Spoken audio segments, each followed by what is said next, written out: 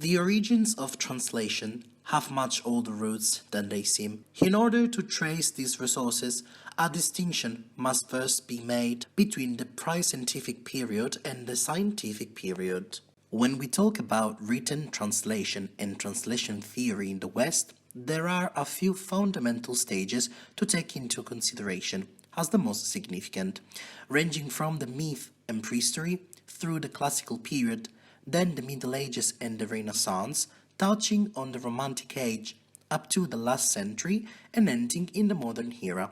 In this century, in the classical era, translation has gone from being a mere instrument of imitation of other models to enrich the Latin language to be in the Middle Ages subjected to ecclesiastical translations, where translation was no longer an art but a substitute for the original.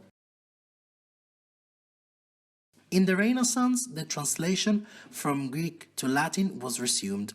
The Lutheran Protestant Reformation was also important, in which translation became a means of making the sacred text accessible to all. In the passage from the late 1700s and to the early 1800s, translation was both studied from a philosophical and linguistic point of view. In the 1920s, we talk about untranslatability, since every translation deforms and diminishes the original. In the 1950s and 1960s, we talk about translation science. In 1970s and 1980s, we talk about translation theory. A further turning point came in 1980s with the adoption of the term translation studies. From the first attempt to the modern machine translation, it has been a very long way since. Already in the 17th century, Descartes and Leibniz imagined to create a mechanical dictionary to overcome language barriers, but the first concrete attempts happened in the 20th century. In 1933, the first two patents for automatic translators were registered, one from George Artsruni and one from Pyotr Smirnov-Troyansky. In 1954, an experiment at the Georgetown University was made.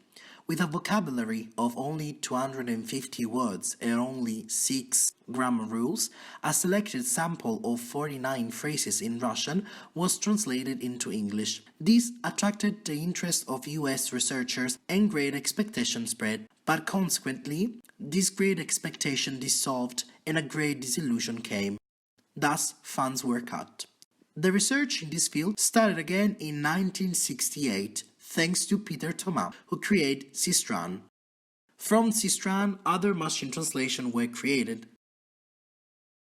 Computer Assisted Translation, or CAT, refers to a translation strategy whereby human translators are accompanied by computer programs that are part of the translation process. CAT tools are tools that assist the translator optimizing his or her work. But the most important and revolutionary tool of all is the translation memory. CAT gives more satisfactory results if it is used to translate text belonging to a specific area. The main advantages of CAT are the increase in productivity and the increase in the quality of the target text, while the main disadvantages are that CAT is just a tool and stumbles in front of the ambiguity.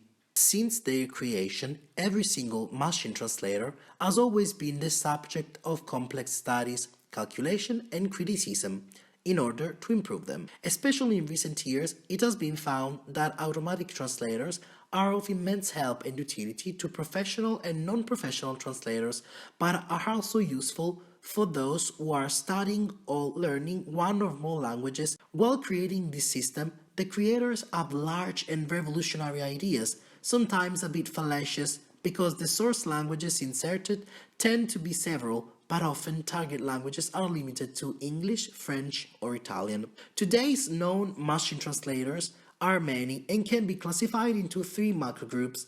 The first one, free automatic translators. The second one, automatic translators to download for computer-assisted translation. Third, automatic paid translators. Knowing how to speak one or more languages is not the same as knowing how to translate.